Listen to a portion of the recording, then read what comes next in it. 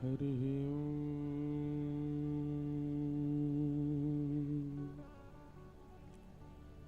श्रीमते रामानुजाय नमः।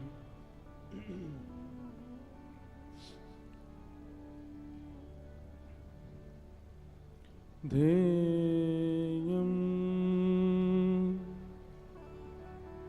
सदा परिभवग्नमभीष्टदोहम् तीर्थास्पदं शिवविरञ्चनुतं शरण्यम् भृत्यार्थिहं प्रणतपालभवाब्धिपूतं वन्दे महापुरुषते चरणारविन्दम्।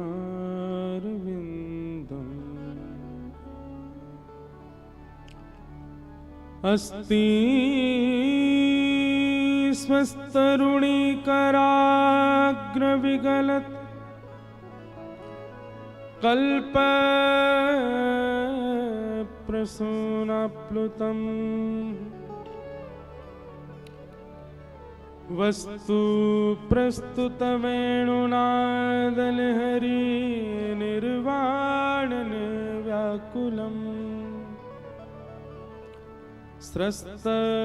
स्रस्तनिबद्धनी विविलसत् गोपी सहस्राव्रतम्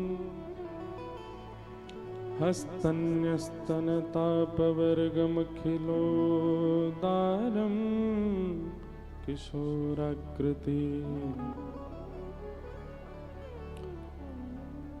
कृष्णत्वदीयपदपङ्कजपञ्जरान्ते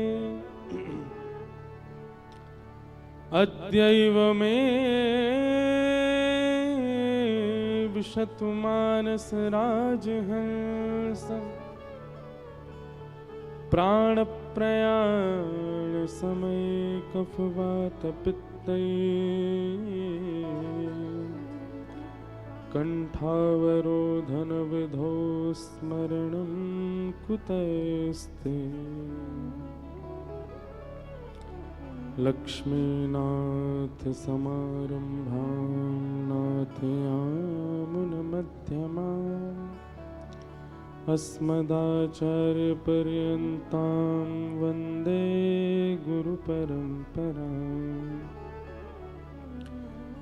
जय जय श्री राधारमण जय जय नवल किशोर जय गोपी चितचोर प्रभु जय जय माखन चोर।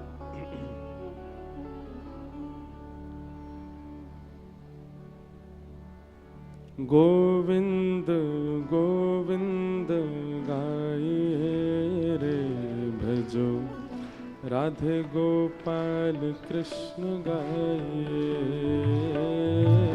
गोविंद गोविंद गाये रे भजो राधे गोपाल कृष्ण गाये। गोविंद गोविंद गाये रे भजो राधे गोपाल कृष्ण गाये। गोविंद गोविंद गाये रे भजो राधे गोपाल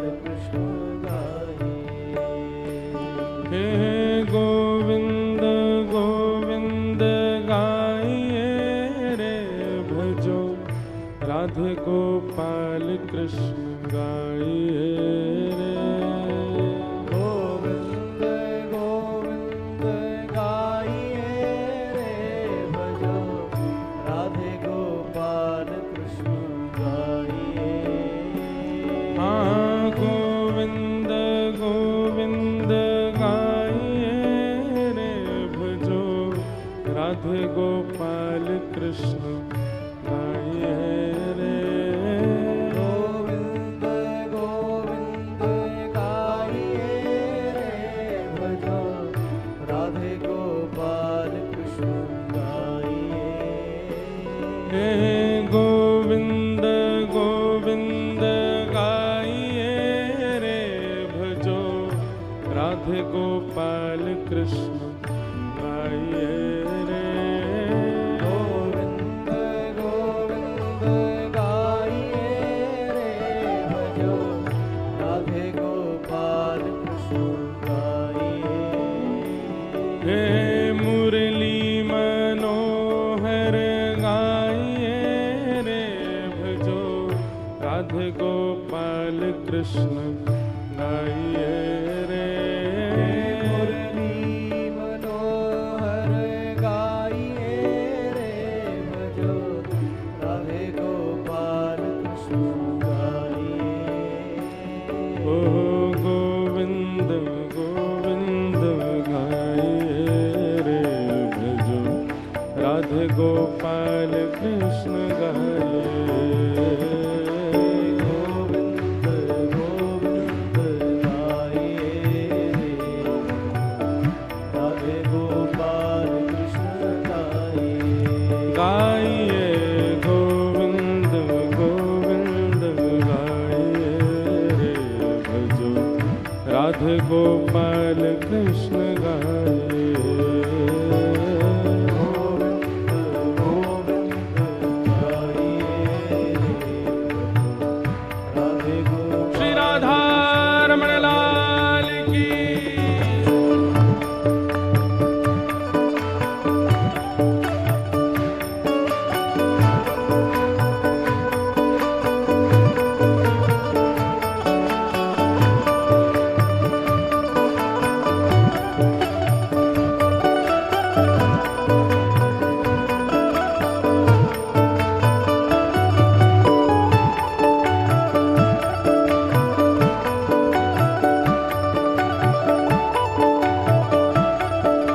बोलो वृंदावन बिहारी लाल की।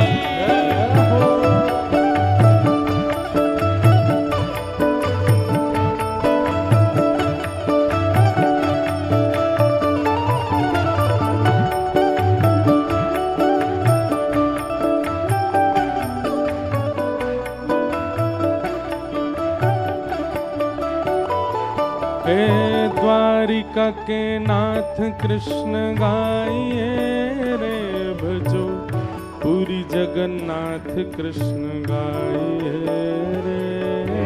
द्वारिका के नाथ कृष्ण गाइए रे भजो पूरी जगन्नाथ कृष्ण गाइए। हे द्वारिका के नाथ कृष्ण गाइए रे भजो पूरी जगन्नाथ कृष्ण गाइए रे।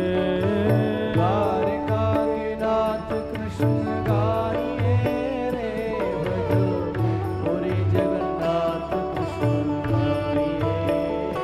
आहा बद्री विशाल कृष्ण गाइए रे भजो श्री रंगनाथ कृष्ण गाइए रे।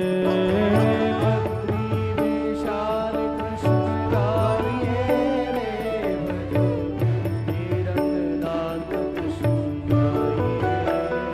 हे गोविंद गोविंद गाइए रे भजो राधे गोपाल कृष्ण गाइए। गोविंद गोविंद गाइए रे भजो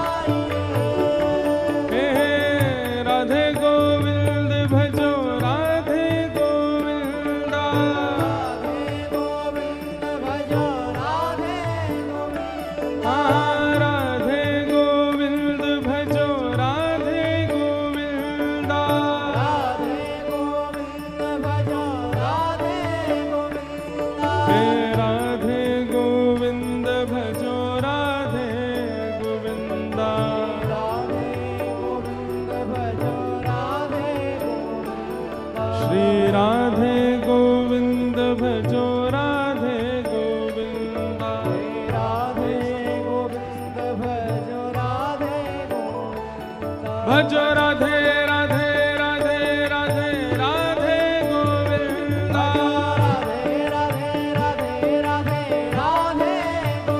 हम भजो राधे राधे राधे राधे राधे गोविंदा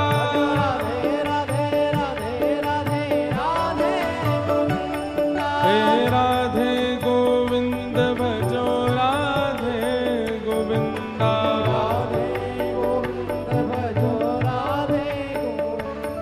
हे राधे गोविंद भजो राधे गोविंदा भाव से हे भजो राधे राधे राधे राधे राधे गोविंदा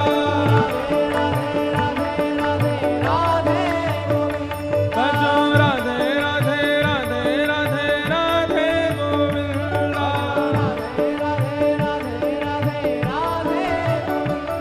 हे पूरी जगन्नाथ भजो राधे गोविंदा प्यारे राधा रमण लाल भजो राधे गोविंदा प्यारे राधा वल्लभ लाल भजो राधे गोविंदा भजो राधे गोविंदा भजो राधे गोविंदा हे भजो राधे गोविंदा भजो राधे गोविंदा हे भजो वृंदावन चंदा हे भजो राधे गोविंदा हे भजो राधे गोविंदा भजो राधे गोविंदा भजो राधे गोविंदा हे भजो राधे गोविंदा भजो राधे गोविंदा हे भजो राधे गोविंदा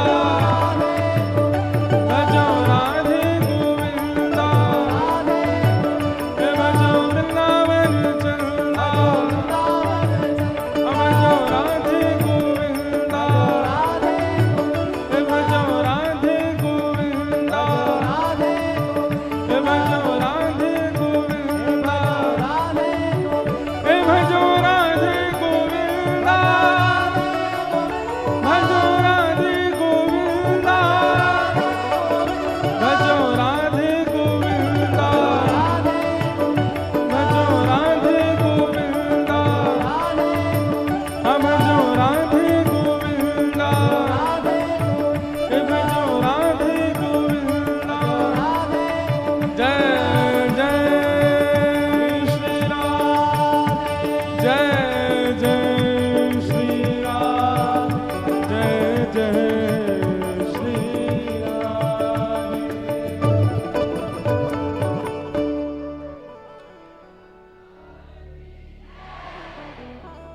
बोलो वृंदावन बिहारी लाल की श्री राधा रमण लाल की श्री राधा वल्लभ लाल की श्रीमद् भागवत महापुराण की सब संतन की सब भक्तन की सब विप्रन की श्रीमद् भागवत महापुराण की पंचमुखी हनुमान जी महाराज की श्री दुर्गा मैया की जय जय श्री राम जय जय श्री राम जय जय श्री राम द्वारिकाधीश की जय।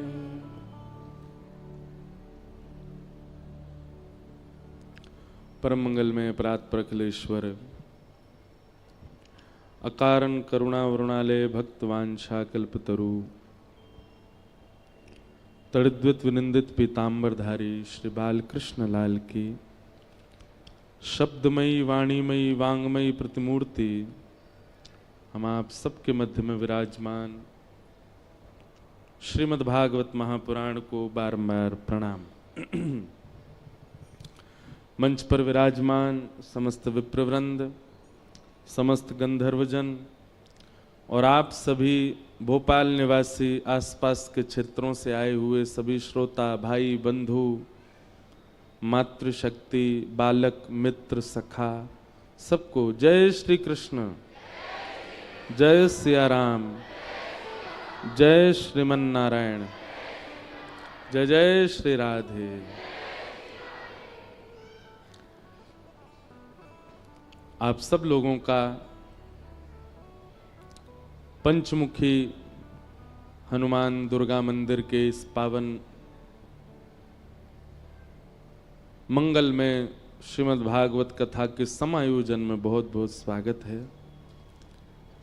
हमारा परम सौभाग्य है कि श्री हनुमान जी महाराज, जो कि कथा के सर्वश्रेष्ठ श्रोता हैं, प्रभु चरित्र सुनवे को रसिया, राम लखन सीतामन बसिया। कहीं भी हनुमान जी के सानिध्य में कथा होती है तो हम सबसे एक बात निवेदित करते हैं कि श्री हनुमान जी महाराज को सिंदूर चढ़ाया जाता है। हनुमान जी महाराज को अकौआ के पत्रों पर राम राम लिख करके लोग माला बना करके पहनाते हैं। श्री हनुमान जी महाराज को गदा अर्पित की जाती है। हनुमान जी को लड्डू के भोग लगाए जाते हैं। पर गोस्वामी तुलसीदास जी ने हनुमान चालीसा में केवल एक बात लिखी है कि हनुमान जी को क्या प्रिय है। प्रभु चरित्र सुनवे को रसिया, राम लखन सीता मन बसिया। किसी को बहुत ध्यानपूर्वक सुनिएगा, किसी व्यक्ति को जलेबी बहुत प्रिय है और आप जब उसके पास जाते हो तो लड्डू ले जाते हो या रबड़ी ले जाते हो, कलाकंद ले जाते हो, मोहन थार ले जाते हो, बालूशाही ले जाते हो। मुंह में पानी तो नहीं आ गया आपके? इतनी मिठाई के नाम ले दिए हमने। पर सामने वाला आपकी सहजता और आपकी लाई हुई वस्तु को स्वीकार तो करेगा, प्रसन्नता से रख लेगा। हाँ हाँ, अरे वाह भैया लड्डू लाए, लाओ धर दो। लेकिन यदि उसकी प्रिय वस्तु आप लेकर के जाएंगे तो वो रखेगा नहीं, तुरंत खोल करके उसको चख लेगा। अच्छा जलेबी लाओ, लाओ भाई, अरे गरम गरम है, अभी अभी पा लेते हैं। चाहे उसका पेट भरा हो, चाहे वो कितना भी तृप्त क्यों ना हो, उसकी प्रिय वस्तु उसके सामने प्रस्तुत करोगे तो तुरंत लेगा। हमारा और भावों से कोई विरोध नहीं है। आप ऐसा मत सोचना कि हम हनुमान जी की अन्य सेवा के लिए मना कर रहे हैं। कई जगह वर्णन है कि ऐसे ऐसे हनुमान जी को रिझाओ, हनुमान जी के सामने ये करो, ऐसा करो, ये उपाय करो, आदि आदि सब ठीक है। पर वही बात है कि आप अन्य उपाय करोगे तो हनुमान जी महाराज उस उपाय को लेंगे, रख देंगे। कभी जैसे हम फ्रिज में रख देते हैं मिठाई, फिर कुछ दिन बाद चख के देखते हैं। तो आपके द्वारा प्रस्तुत जो भी भाव है, हनुमान जी उसको ले तो लेते हैं पर रख लेते हैं, पुनः अपने ध्यान में बैठ जाते हैं। लेकिन जैसे ही कोई सन्मुख आकर के प्रभु श्री राम या प्रभु श्री कृष्ण की मधुर कथा, कोई लीला सुनाने लग जाता है, हनुमान जी अपना नाम जप साधन आदि सब छोड़ करके नेत्र खोल के उसको सुनते हैं। और कैसे सुनते हैं? यत्र यत्र रघुनाथ कीर्तनम तत्र तत्र कृतमस्तकांजलिं बाष्पवारि परिपूर्ण लोचनम मारुतिम नमत राक्षसांतकम। बाष्पवारि परिपूर्ण लोचनम, नेत्र सजल हो जाते हैं हनुमान जी के कथा सुनते हुए। और कथा वो तुरंत स्वीकार करते हैं। इसलिए हम तो श्रोताओं से भी कहते हैं कि आप कथा सुनकर के जाया कीजिए, कोई अच्छा चरित्र याद कर लिया कीजिए। और मंगलवार शनिवार आपके ऊपर जो भी बुरा समय चल रहा है, कोई हारी बीमारी चल रही है, ब्रजवासी की कही एक बात मान लीजिए, कोई नियम मत कीजिए, हनुमान जी के पास हर मंगलवार जाकर के एक भक्त या भगवान का चरित्र सुना करके आओ।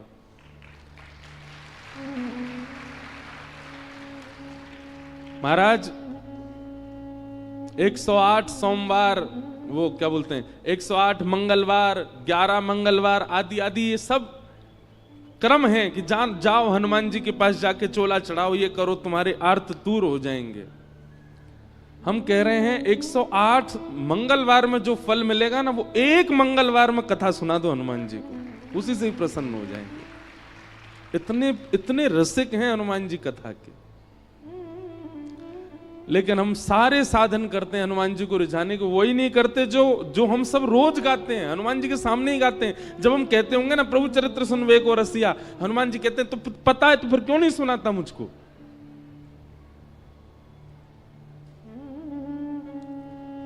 इसलिए भैया हमारी कही एक क्रिया, हमने बहुतों को बताया है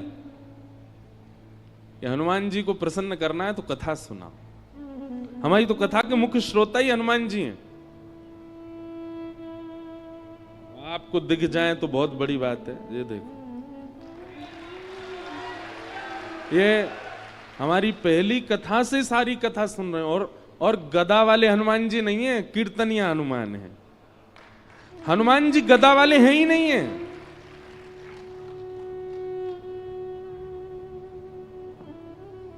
गदा पर अगर दृष्टि जा रही है तो इसका मतलब आप हनुमान जी का प्रभाव देख रहे हो।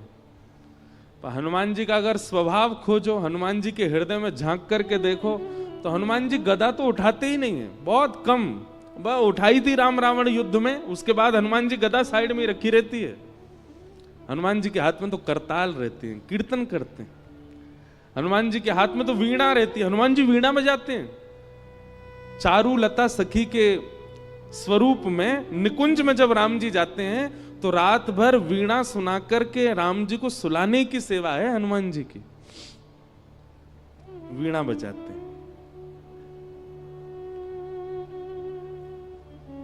पर हमको लगता है कि ये रौद्र हैं, ये भयानक हैं, ये आर्तों को नष्ट करना जानते हैं। 24 घंटा केवल वीर आसन में बैठ करके और हमारे दुख दारिद्रों को दूर करना ही इनका काम है। नहीं, हनुमान जी नहीं दुख दारिद्र दूर करते, अपने गणों को भेज देते हैं, जाओ इसका कंटक काट के आओ।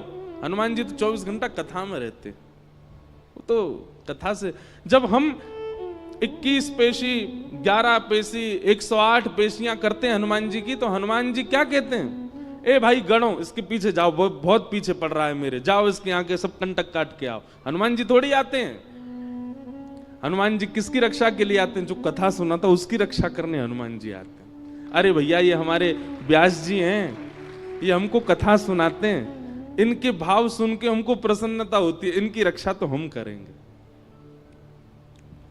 इसलिए हमारी प्रार्थना है, पंचमुखी हनुमान मंदिर के प्रांगण में कथा हो रही है, आप श्रोताओं को एक ही काम करना है। 7 दिन के इस कथा प्रसंग में कुछ भाव, कुछ लीला, कुछ प्रसंग जो आपको भा जाए उसको याद कीजिए, उसको स्मरण कर लीजिए।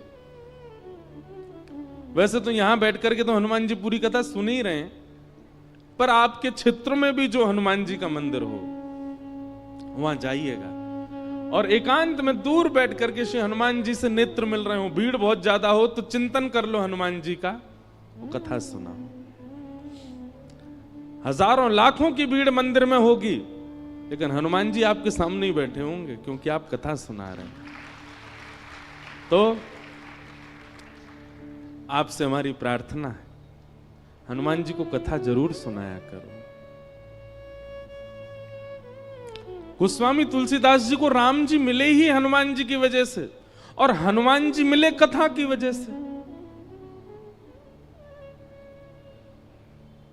सबको कथा पता ही है। गोस्वामी तुलसीदास जी एक वृक्ष में रोज जल डालते थे अपने नित्य क्रम में, तो उस जल पर कोई ब्रह्म प्रेत रहता था।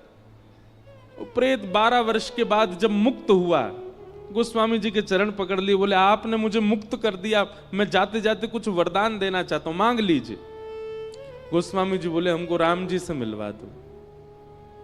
प्रेत बोला राम जी से मिलवाने की सामर्थ्य मेरी होती तो मैं प्रेत क्यों होता? गोस्वामी जी बोले कुछ तो करो, क्योंकि तुम मानव नहीं हो, प्रेत हो, तुम्हें कुछ तो पता होगा ठाकुर जी के बारे में। तो वो प्रेत कहता बोले हाँ, जिनके मारे हम प्रेतों के प्राण निकलते हैं उनका पता हमको रहता है। कौन? हनुमान जी। वो कहां घूम रहे हैं, कहां बैठे हैं, क्या कर रहे हैं, ये हम सब प्रेतों को पता होता है। और वो आपको राम जी से मिलवा सकते हैं। तो फिर गोस्वामी जी बोले वो कहां हैं आजकल? बोले अरे वो रोज आपकी कथा सुनने आते हैं। 80 घाट पर जब आप कथा करते हैं तो जितने श्रोता आते हैं उनमें हनुमान जी भी आते हैं। रुग्ण सी अवस्था होगी, वृद्ध सा भेष है, उनके पास कोई बैठता भी नहीं है। उनको देख के ऐसा लगता है ना जाने कितने दिनों से नहाया नहीं व्यक्ति, वो बड़ा दीनहीन सा पीछे बैठ के कथा सुनता है आपकी। बोले हाँ, बोले वही हनुमान जी हैं, पकड़ लो चरण। और गोस्वामी जी ने कथा के बाद चरण पकड़ लिए।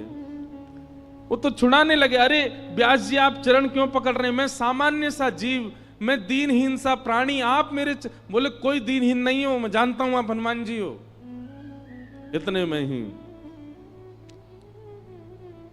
आहा, श्री हनुमंत लाल प्रकट हो गए और प्रकट होकर के गोस्वामी जी को हृदय से लगा लिया।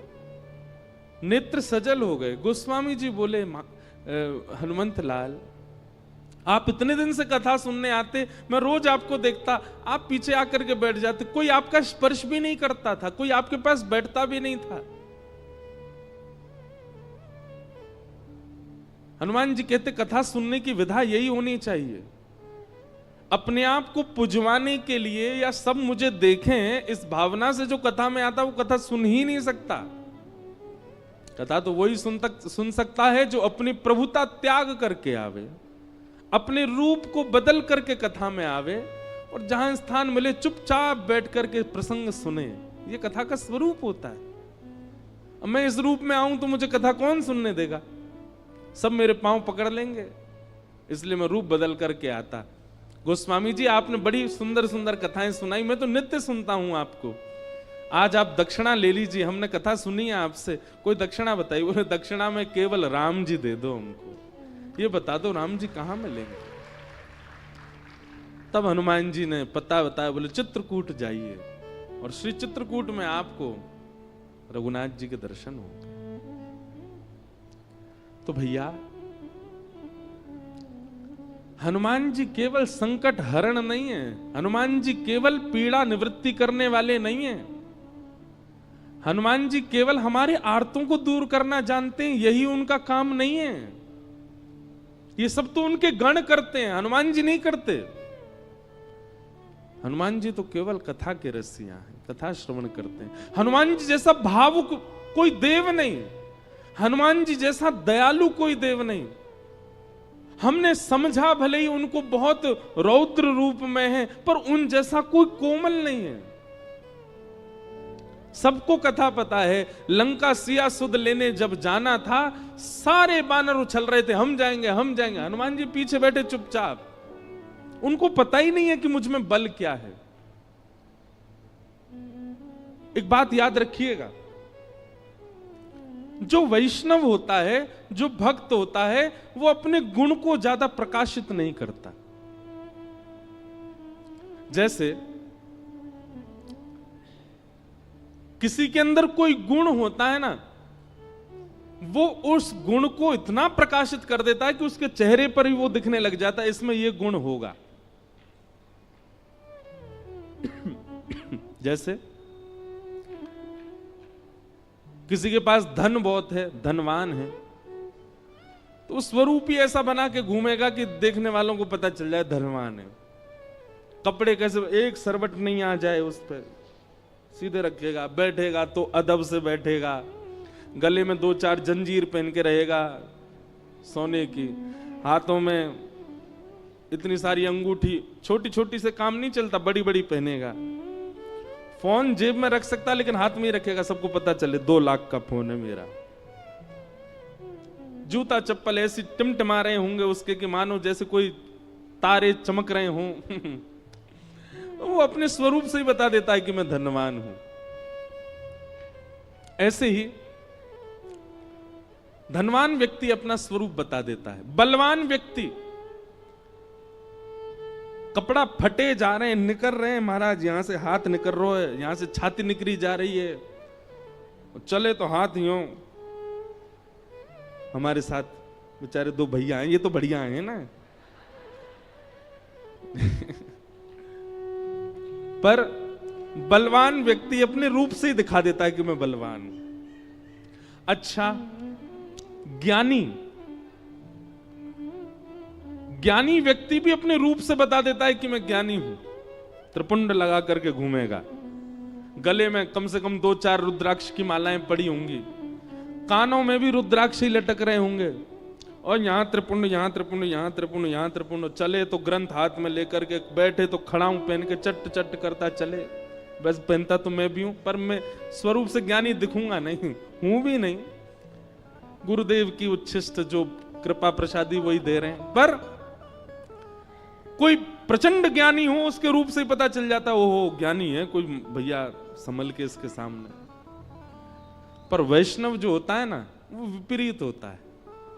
वो अपने समस्त गुणों को अंतर्मुख कर लेता है, अपने सारे गुणों को ऐसा कर देता है कि सामने वाले को ये लगे कि ये तो सामान्य है, ये तो कोई साधारण व्यक्ति है, इसको ज्यादा कुछ पता नहीं है। ये वैष्णव का गुण है। हनुमान जी ऐसे ही हैं।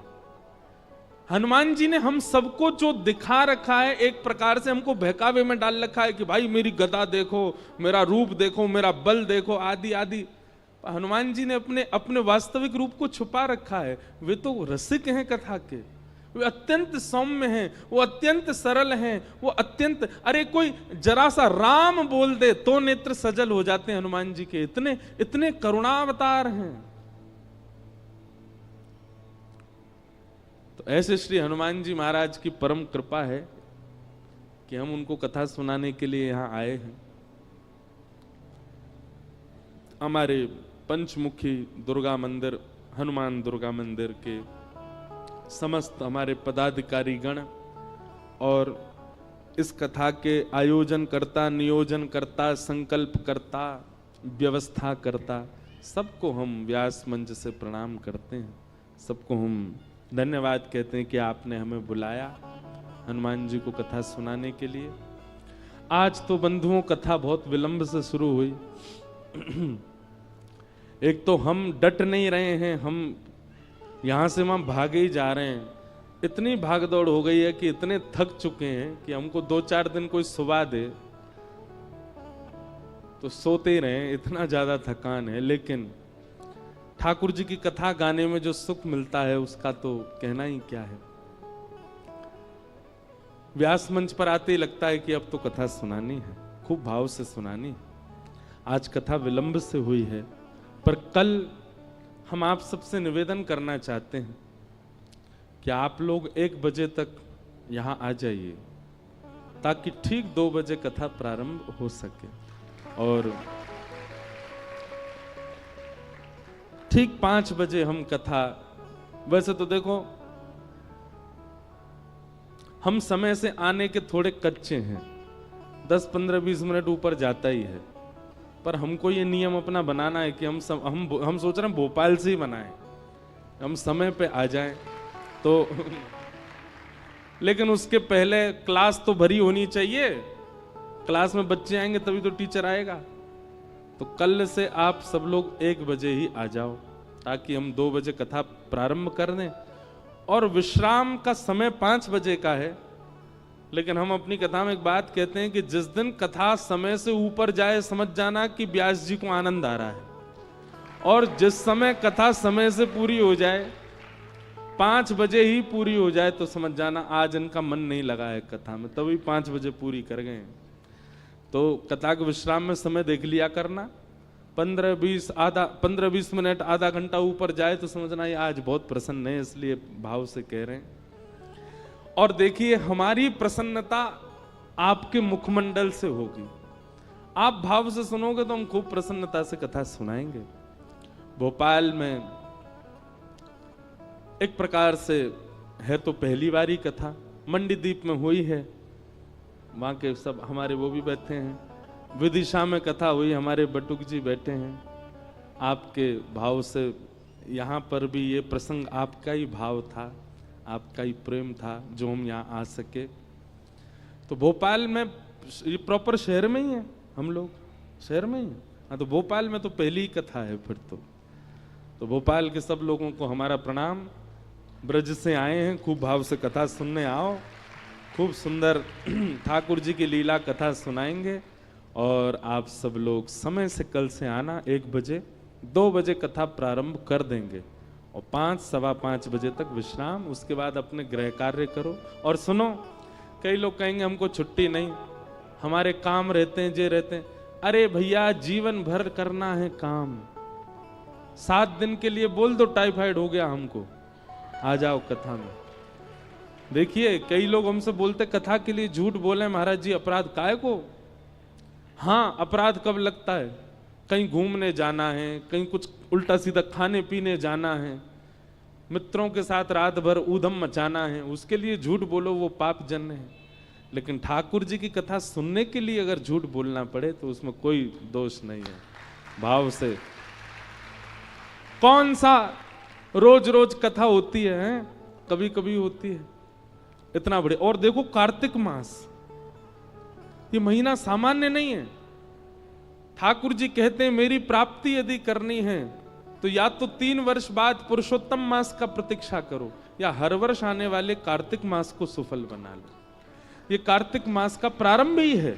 अभी कल से ही तो प्रारंभ हुआ कार्तिक मास, आज दूसरा दिन है। तो मेरे लिए भी, मेरा तो हर दिन ही कार्तिक है, हर दिन ही कथा हो रही है हमारी तो। लेकिन आप सब लोगों के लिए सौभाग्य है कि कार्तिक मास में कथा हो रही है। हम नियम भी बताएंगे कल कि आप लोगों को क्या क्या कार्तिक मास में करना चाहिए। तो बड़े प्रेम और भाव से आप सब पधारे। आज प्रथम दिवस है कथा का। हम महात्म्य की चर्चा थोड़ी देर करेंगे और कल से बिल्कुल ठीक 2 बजे कथा प्रारंभ होगी। बोलो वृंदावन बिहारी लाल की जय। सच्चिदानंद रूपाय विश्वोत्पत्त्यादि हेतवे तापत्रय विनाशाय श्री कृष्णाय वयं नुमः। यं प्रव्रजन्तमनुपेत अपेत कृत्यं द्वैपायनो विरह कातरया जुहाव। पुत्रेति तन्मयतया तर्वोऽभिनेदुः तं सर्वभूत हृदयं मुनिमानतोऽस्मि।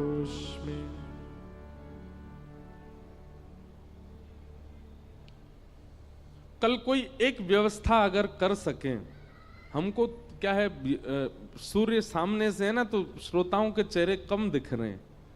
तो कल ऐसा कुछ प्रकाश, वैसे लाइट लगी है थोड़ी सी, ऐसी कुछ लगे कि सब दिखें, या फिर ये सामने से कुछ पर्दा आ जाए तो थोड़े कम हमको दिखें। आप सबके मुखमंडल से ही कथा निकलती है।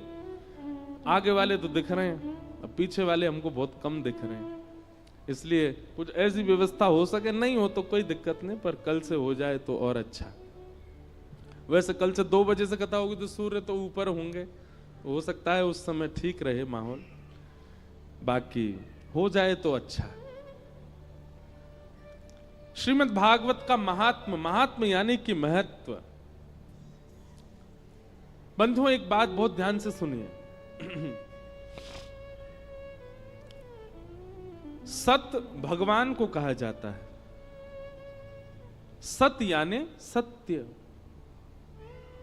ठाकुर जी का स्वरूप सत्य है।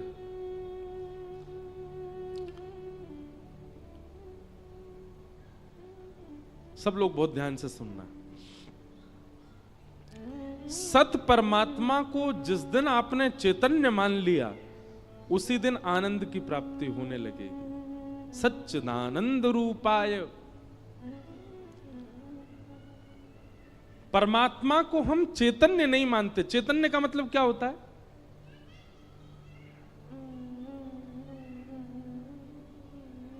चैतन्य मतलब जैसे मैं चैतन्य हूं। ये दो एसी क्यों लगाए मंच पर? क्योंकि सुनाने वाला जो व्यास है वो जड़ नहीं है, वो चैतन्य है। भोजन क्यों पवाया जाता है? क्योंकि हम जड़ नहीं है, हम चैतन्य हैं। हमारे लिए व्यवस्था क्यों की जाती है? मानव अपने लिए व्यवस्था क्यों करता है? क्योंकि वो जड़ नहीं है, वो चैतन्य है। पर मृत्यु के बाद उसी व्यक्ति को निष्ठुर चिता पर सुला दिया जाता। उसी के परिवार के लोग सुलाते हैं। जो डल्लब के गद्दे पर सुलाते थे वही उसको चिता पर सुला देते हैं। क्यों? उनको उस समय दया नहीं आती, क्योंकि उनके मन में यह भावना आ जाती है कि अब ये जड़ हो चुका है, अब इसको पीड़ा नहीं है। तो इसका मतलब मुझे चैतन्य बनाने वाला कौन था? मेरे भीतर विराजमान जो चैतन्य आत्मा है, उससे मैं चैतन्य था। शरीर तो जीवित अवस्था में भी वही है, मृतक अवस्था में भी वही है, तो फिर इतना भेद कैसे हो जाता है? हमारे भीतर जो जीवात्मा है वो हमारे रूप को चैतन्य बनाती है, और वो जीवात्मा ही परमात्मा का स्वरूप है। तो जो पूर्ण चैतन्य है, जिसकी उपस्थिति से हम चैतन्य हो जाते हैं, उसको हम मंदिर में भी चैतन्य ही माने। आप ठाकुर जी को पाषाण मत समझा कीजिए। एक बार एक घर में किसी की मृत्यु हो गई, सब घर के लोग रो रहे थे। किसी साधु ने जाकर के कहा, भाई तुम क्यों रो रहे हो? तो बच्चे ने कहा, मेरे पिताजी चले गए। एक कन्या ने कहा, मेरा पति चला गया। वृद्ध लोग बोले, मेरा बेटा चला गया। एक ही व्यक्ति गया है, पर सबके अलग अलग संबंध थे। तो साधु ने कहा कि कहां चला गया? बोले, हम सबको छोड़ के चला गया। बोले, वही तो पूछ रहा हूं, कहां चला गया? बोले, भगवान के पास। अच्छा, कैसा था? बोले, छोटी सी आंख थी, बड़े बड़े बाल थे, मोटा सा शरीर था, गोरा चिट्टा था। साधु बोले, ये जो सामने पड़ा है यही तो नहीं है? बोले, है तो यही। तो बोले, तो तुम्हारे सामने, फिर रो क्यों रहे हो? बोले, ये सामने है, पर इसके भीतर जो था वो चला गया।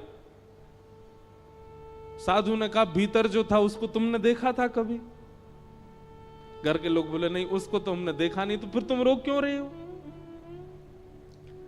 जिसके लिए तुम रो रहे हो वो तुम्हारे सामने पड़ा है, पर इससे तुम्हारा संबंध नहीं है, तुम्हारा भीतर वाले से संबंध। भीतर वाला तुमने कभी देखा नहीं, फिर रो क्यों रहे हो?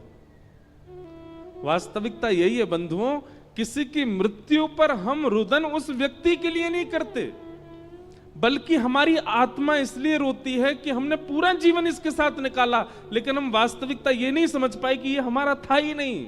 हमारा तो वो था जो उसके भीतर था, और इसके भीतर कौन था? परमात्मा, ईश्वर। ये व्यक्ति हमारा नहीं था, तो होता हमारा तो कभी नहीं जाता।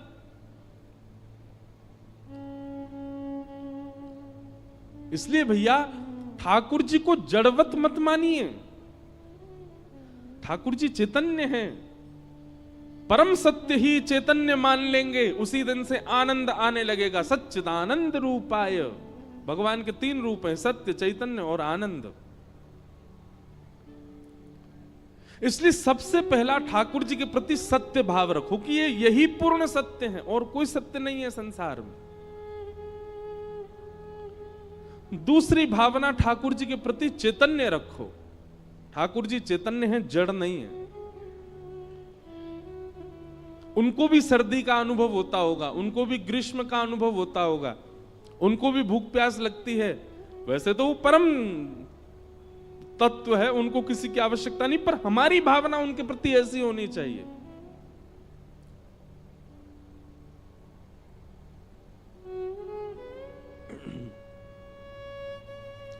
सत्य, चैतन्य, और तीसरा ठाकुर जी का स्वरूप है आनंद।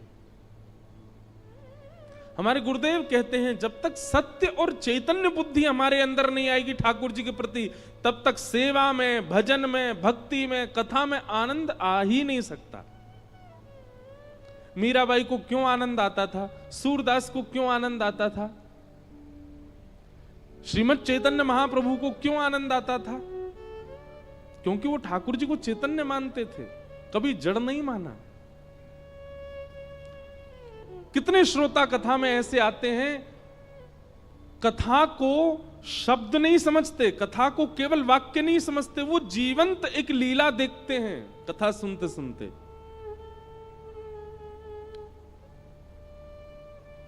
और तभी उनको आनंद आता है कथा में। तो भगवान के 3 स्वरूप पहले अपने अंदर लाइए। सबसे पहला, ठाकुर जी को सत्य मानिए, ये परम सत्य है। और परम सत्य कब स्थापित होता है? जब परम विश्वास हो कि हां यही परम सत्य है, बाकी सब संसार में मिथ्या है, ये परम सत्य है। सबसे पहली बात। दूसरी बात, ये चैतन्य है, जड़ नहीं है। ये मूर्ति के रूप में मुझे दिख रहे हैं, ये आभास करा रहे हैं मूर्ति के भाव से, पर ये है नहीं। कभी आपने बचपन में वो खेल खेला था, विष अमृत खेला है? अब आपके यहां कुछ और बोलते हो तो पता नहीं। मध्य प्रदेश में एक तो भाषा बड़ी, कुछ कुछ चीजें बदल जाती हैं। विष अमृत ही बोलते हैं यहां पे, हैं? विष अमृत बोलते हैं, क्या बोलते हैं? बरमपाल, बर्फ पानी। अरे वाह, बर्फ पानी खेला है? हाँ, ये आ गया सबको। बचपन में खेलते थे, एक आदमी बोलता, एक बोलता नहीं था, वो छू लेता था, जिसको छूता था वो बर्फ बन गया। फिर बाकी लोग उसको पकड़ते लाते थे, ये पानी बने। एक खेल था। एक और खेलते थे, वो अंग्रेजी में से बोलते, स्टैचू बोल दो तो फिर सब जितने लोग हैं यथावत उसी स्थिति में रह जाओ, फिर एक उनको सबको हंसाएगा। खेला ये वाला? एक व्यक्ति बोलेगा 10 तक गिनती गिनेगा, और 10 तक गिनती के बाद बोलेगा स्टैचू, और पीछे मुड़ के देखे तो जो जिस अवस्था में उसको वैसे ही रहना पड़ेगा। अब फिर उसका काम क्या है? सबको जा जाके हंसाना। जो हंसता जाएगा वो खेल से बाहर होता जाएगा। ठीक वैसे ही भैया ठाकुर जी भी हमारे साथ ये खेल खेल रहे हैं, स्टैचू वाला। वो जड़ बन करके मुझे चुनौती दे रहे हैं। जैसे जड़ वाले खेल में वो चुनौती देता है कि तू, तेरे में हिम्मत हो तो मुझे हंसा के दिखा। मैं तो जड़ बन के खड़ा हूं, लेकिन तेरे में हिम्मत हो तो मुझे हिला के दिखा। ऐसे ही ठाकुर जी ने भी हमको चुनौती दे रखी है, तो में हिम्मत हो तो मुझे हंसा के दिखा, तुझ में हिम्मत हो तो मेरे हाथ ठीक करके दिखा, तुझ में हिम्मत हो तो मुझे चला के दिखा। अरे भैया, कई ने ठाकुर जी को हरा दिया। मीराबाई ने हरा दिया खेल में, ठाकुर जी चला दिए। सूरदास जी ने हरा दिया, कबीरदास ने हरा दिया, गोस्वामी तुलसीदास जी ने हरा दिया। अब हमारी बारी है। लेकिन कब? 28 वर्ष के तो हम हो गए, आप में से कई 40 वर्ष के गए, कई 60 वर्ष के गए। कब? पूरा जीवन तो निकाल दिया आपने। कब हराओगे ठाकुर जी को? वास्तव में भक्ति में ठाकुर जी की जीत नहीं, भक्त की जीत होनी चाहिए। ठाकुर जी तो हारते हैं उसमें। और ये कथा, ये क्या है? ये ठाकुर जी को हरावे के सारे विधान बताए जाते हैं वक्ता के द्वारा। कैसे हारेंगे ठाकुर जी, कैसे हम जीतें। और हमारी जीत इसी में है कि जिस दिन वो अपने जड़त्व को त्याग दें और दोनों भुजा पसार करके हमको हृदय से लगा दें, उसी दिन हमारी जीत है। ठाकुर जी हार गए। लेकिन अभी क्या हो रहा है? ठाकुर जी जीत रहे हैं। कितना भी पंचामृत अभिषेक कर लो, कितना भी इत्र लगा लो, कितनी भी माला पहना दो, कितनी भी पोशाक पहना दो, यूं ही खड़े रहते हैं, हिलते ही नहीं है। और हमारी भावना ये है कि हम भी संतुष्ट हैं उसी में ही। हाँ ठीक है, ऐसे ही रहो। अच्छा सच्ची बताइयो, आप सबके लड्डू गोपाल या घर के जो भी ठाकुर जी हैं, रात्रि में आपने सुवाए और सवेरे उनका एक भी अंग प्रत्यंग सीधा हो गया या ठाकुर जी खड़े है गए, क्या करोगे? सत्य बताएं तो डर के मारे भाग जाओगे। क्यों? क्योंकि विश्वास ही नहीं है हमारे अंदर, वो प्रेम ही नहीं है ठाकुर जी के प्रति। हमारे मन में वो भावना आई ही नहीं है कि ठाकुर जी ऐसा कर सकते हैं। इसलिए हम एक बात कथा में कहा करते हैं, सबसे पहले तो ये विश्वास जागृत करो कि ठाकुर जी मुझे इस जन्म में मिलेंगे ही मिलेंगे। जैसे व्यक्ति अपना लक्ष्य सिद्ध कर लेता है, बालक सिद्ध कर ले, पकड़ ले, मुझे डॉक्टर बनना है, मैं चाहे जैसे भी कितना भी फेल हूं बन के ही मानूंगा, वो बन ही जाता है।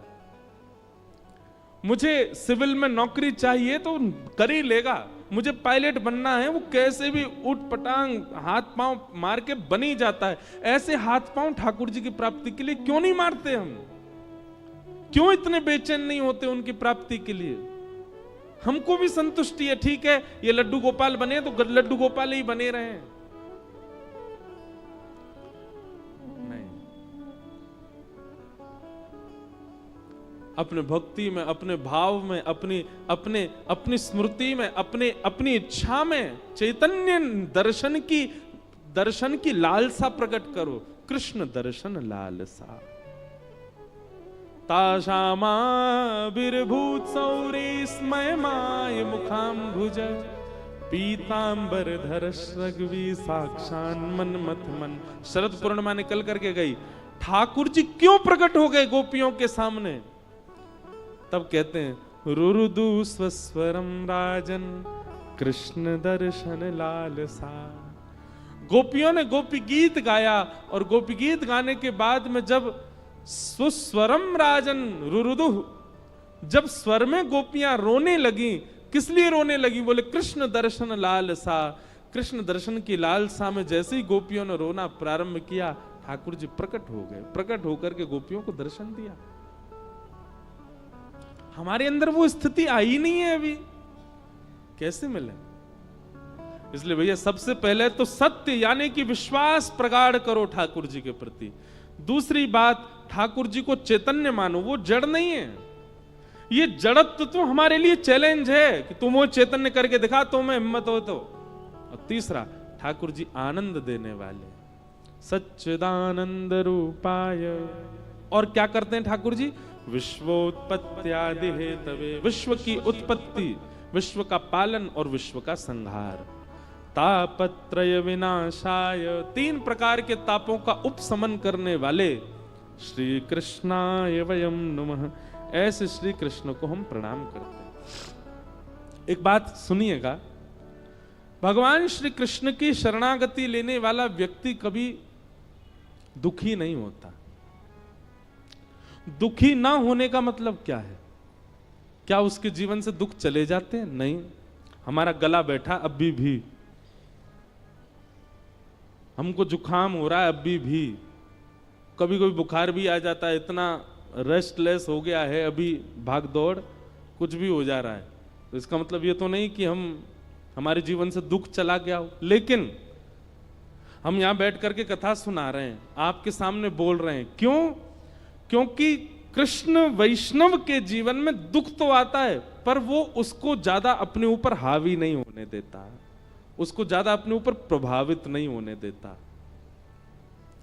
आप यदि भक्ति पथिक बन गए तो ऐसा नहीं है कि कष्ट जीवन में नहीं आएगा। मैं ये भी कह दूं, पहले से ज्यादा भी आ सकता है, लेकिन आप उसको हावी नहीं होने दोगे, आप उसका अनुभव नहीं करने दोगे, आप उसका अनुभव नहीं होने दोगे स्वयं को भी।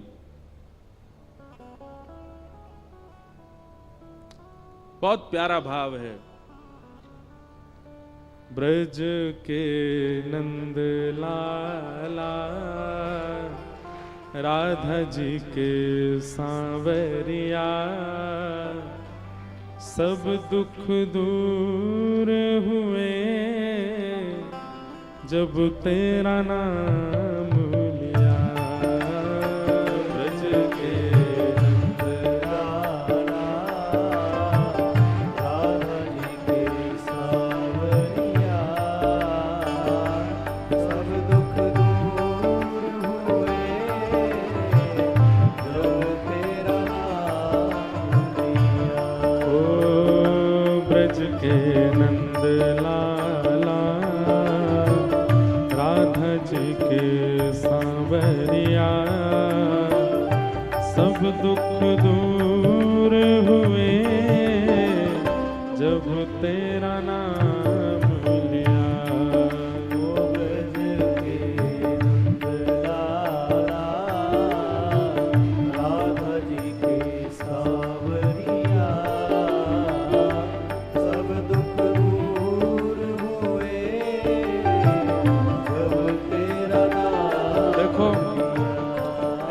बात तो हमको बहुत अच्छी लग रही भोपाल में, यहाँ के वैष्णव ताली बजा के गाते रहे लेकिन केवल ताली बजा रहे हैं, गा नहीं रहे हैं। गाना भी है। अभी तो बड़े सुंदर सुंदर पद आएंगे, भाव आएंगे कथा में, इसलिए गाना भी है। एक बात लिख लीजिएगा, ठाकुर जी को वही पा सकता है जो गाना जानता है।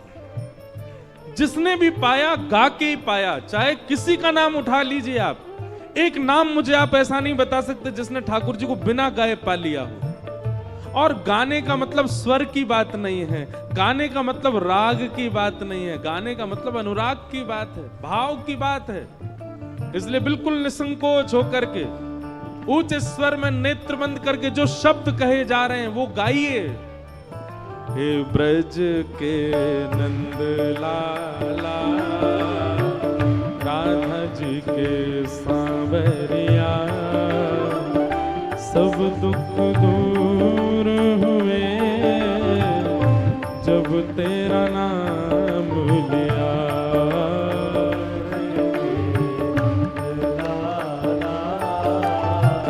राधा जी के सांवरिया, सब दुख दूर हुए जब तेरा नाम लिया। सब दुख दूर हुए जब तेरा नाम लिया। सब दुख दूर हुए जब तेरा नाम। श्री राधा रमण लाल की।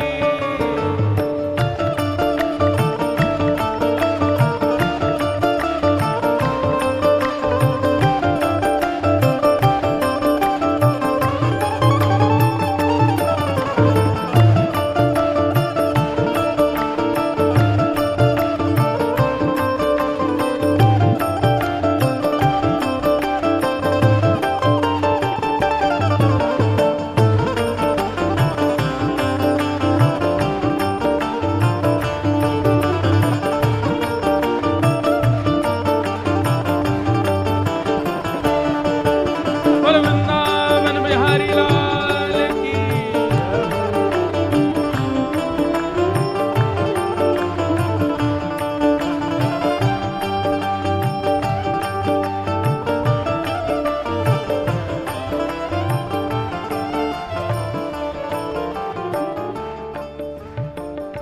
मीरा पुकारे तुम्हें गिरधर गोपाला। मेरा पुकारे तुम्हें गिरधर गोपाला। मीरा पुकारे तुम्हें गिरधर गोपाला। मेरा पुकारे तुम्हें गिरधर गोपाला। ढल गया अमृत में विष का भरा प्याला। बन गया अमृत में विष का भरा प्याला। ओ ढल गया अमृत में विष का भरा प्याला। बन गया अमृत में विष का भरा प्याला। ओ विष का भरा प्याला, कौन मिटाए उसे जिसे तूने राख लिया। सब दुख दूर हुए जब तेरा नाम लिया। सब दुख दूर हुए जब तेरा नाम लिया। हाँ, सब दुख दूर हुए जब तेरा नाम लिया। सब दुख दूर हुए गाओ ओ ब्रज के नंद लाला राधा जी के सांवरिया सब दुख दूर हुए जब तेरा नाम लिया। सब दुख दूर हुए जब तेरा नाम और जब तेरे गोकुल में आई विपदा भारी तेरे गोकुल में आई विपदा भारी एक इशारे में टाली विपदा सारी सारे पर तारी विपदा सारी ओ एक इशारे में टाली विपदा सारी सारे पर तारी विपदा ओ सारी टाली विपदा सारी उठ गया गोवर्धन जिसे तूने धारण किया सब दुख दूर हुए जब तेरा नाम लिया। सब दुख दूर हुए जब तेरा नाम हाँ, सब दुख दूर हुए जब तेरा नाम लिया।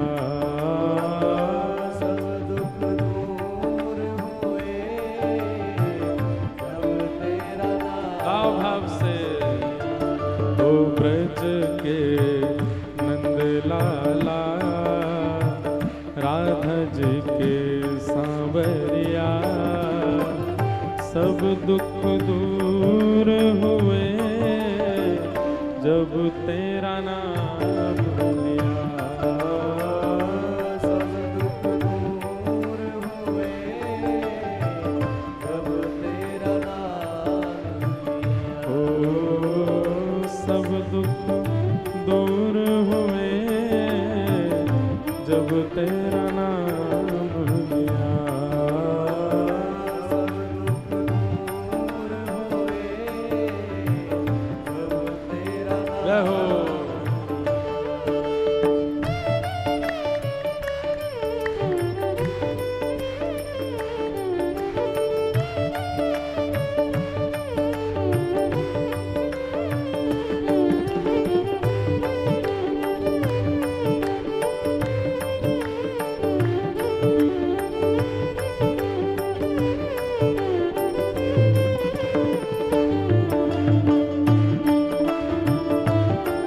श्री गिरिराज महाराज की गोवर्धन नाथ की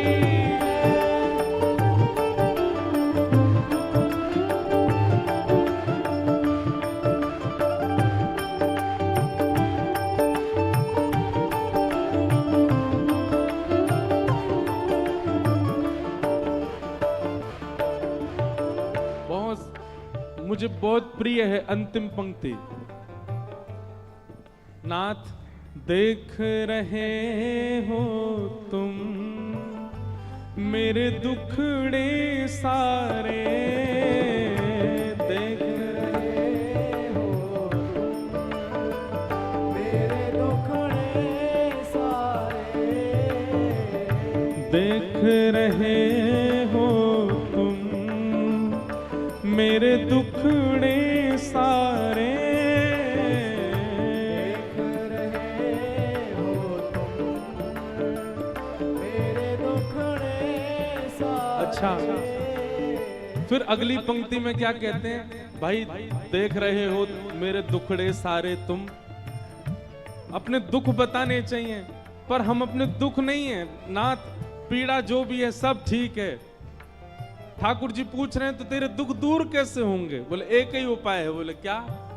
कब दर्शन दोगे मेरी आंखों के तारे, कब दर्शन दोगे मेरी आंखों के तारे।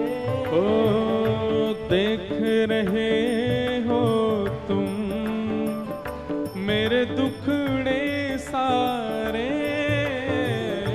देख रहे हो तुम मेरे दुखड़े सारे।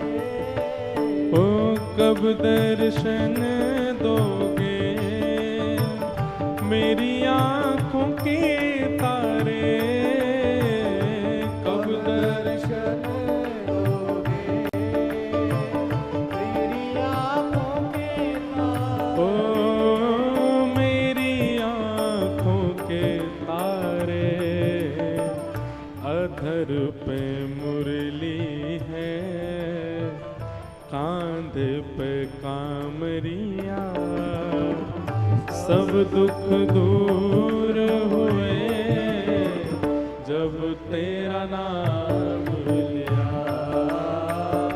सब दुख दूर हुए जब तेरा नाम। का भाव से ओ ब्रज के नंद लाला, राधा जी के सांवरिया, सब दुख दूर हुए जब तेरा नाम लिया, सब दुख दूर हुए जब तेरा नाम लिया। हे गोविंद मेरो है गोपाल मेरो है,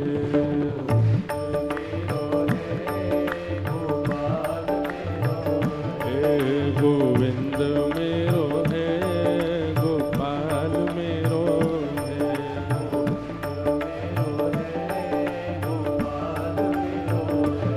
मेरा गिरिवरधारी गोपाल मेरो है,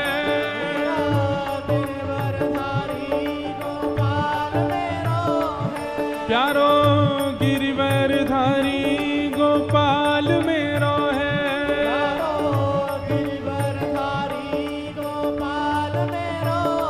प्यारो गिरिधर धारी नंदलाल मेरो है,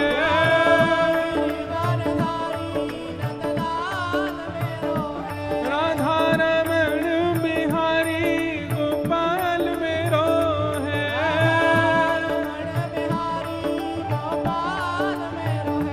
राधा वल्लभ बिहारी नंदलाल मेरो है,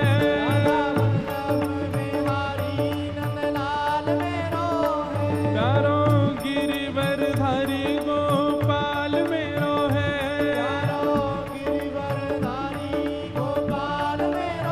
हे राधा रसिक बिहारी नंदलाल मेरो है, राधा रसिक बिहारी नंदलाल मेरो है, हे गोविंद मेरो है गोपाल मेरो है, हाँ गोविंद मेरो है गोपाल मेरो है, गोविंद मेरो है गोपाल मेरो है,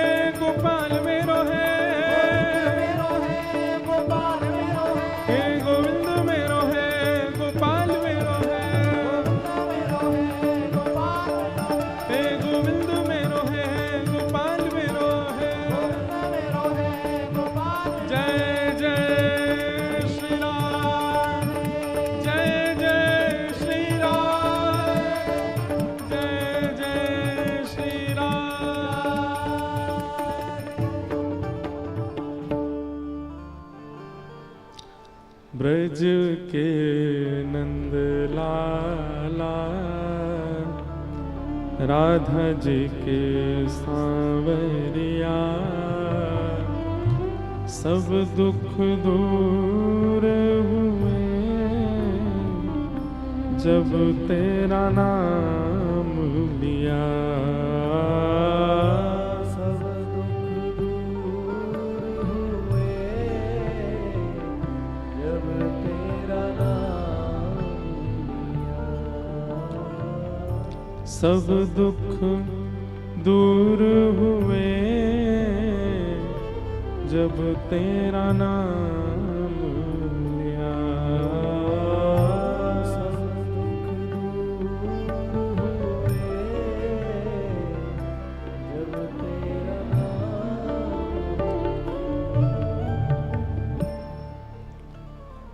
तो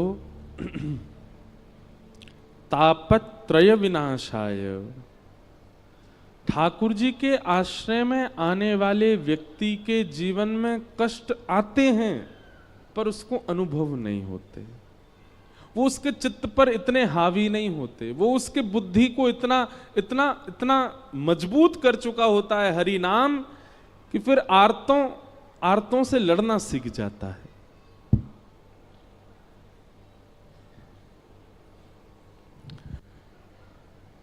वैक्सीन लेने के बाद में, जैसे वैक्सीन लेते हैं ना, पोलियो की भी बच्चों ने, हम लोगों ने बचपन में ली है, और भी कई सारी बीमारियों की बचपन में ही हमको वैक्सीन आदि दे दी जाती हैं। और फिर ये कोविड आया, इसकी तो ली है कई लोगों ने। वैक्सीन का मतलब क्या होता है कि बीमारी तो आसपास घूमेगी, बीमारी तो आपके ऊपर आ भी सकती है, पर आप भीतर से इतने बिल्ड हो जाओगे, आप इतने बलवान हो जाओगे कि वो बीमारी आप पर हावी ना हो सके।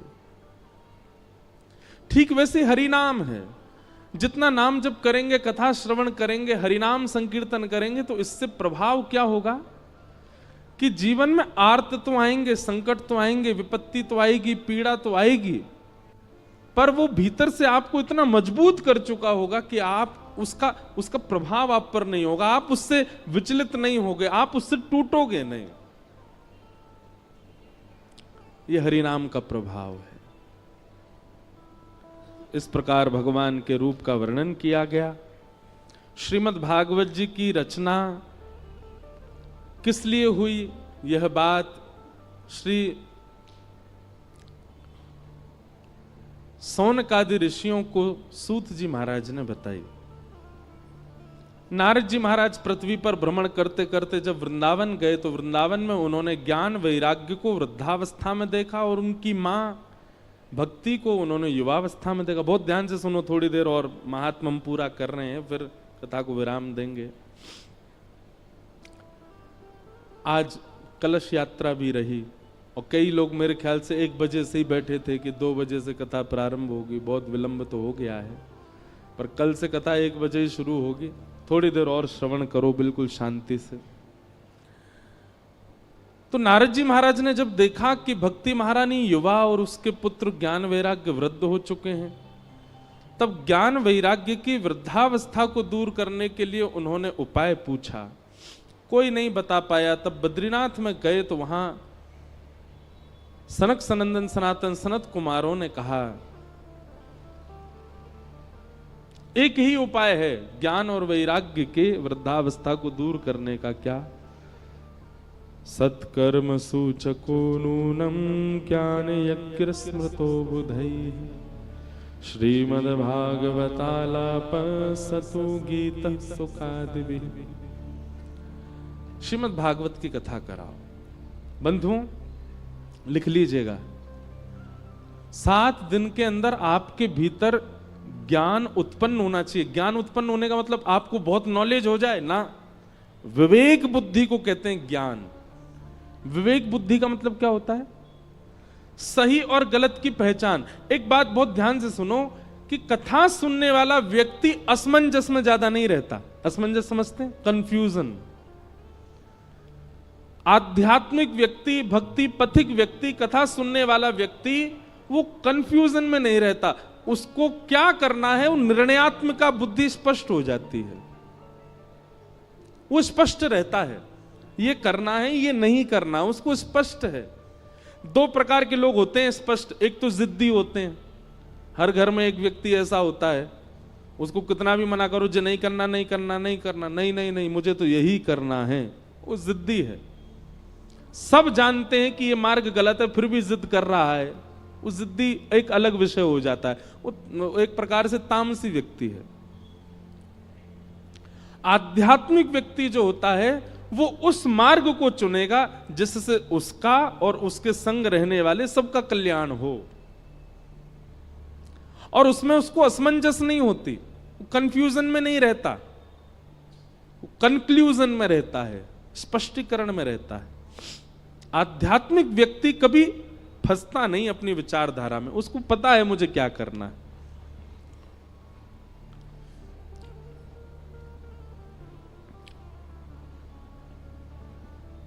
समझ में आई बात? इसको कहते हैं ज्ञान।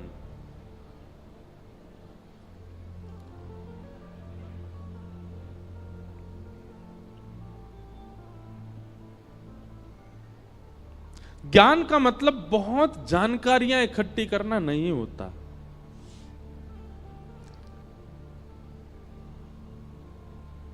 ज्ञान का मतलब विवेक बुद्धि, सद और असद की पहचान रखना, इसी को ज्ञान कहते हैं, और वो कथा से प्राप्त होता है।